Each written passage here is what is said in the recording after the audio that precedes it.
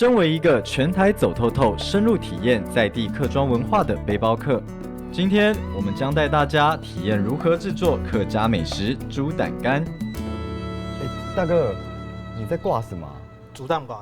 哦，竹蛋干。对，这就是竹蛋干。对，这就是竹蛋干。哦，我超期待这个食物的哎！以前听我阿婆常提起到这个食物，可是这已经改良过了，没有再加猪胆了。因为现在年轻人没有胆，不敢吃有加胆的，所以我把胆拿掉了。田老板，我听说制作这个猪胆干啊，第一个步骤非常的困难，有时候还会失败或受伤。我们第一个步骤没有做好的话，它会坏掉，所以一整批都没有用，所以我们要把它弄好来。我们开始的过程中，在抹盐巴的时候，我们就用盐巴把它倒下去，直接撒在上面嘛。对，撒在竹竿上面。为什么要做撒盐这个动作？撒盐，这就是最传统的防腐剂。哦，天然的防腐剂。天然的防腐剂。现在猪胆干没有盐巴的话，就是放防腐剂，所以我们用盐巴代替防腐。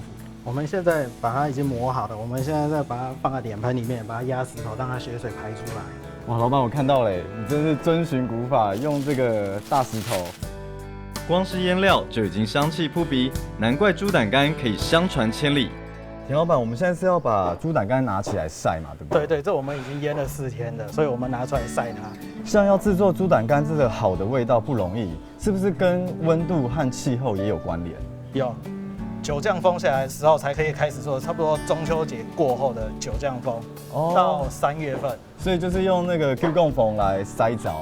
经过4天暖暖阳光的曝晒，猪胆干初步完成。接下来，幽默的田老板拿了一个酒瓶给我。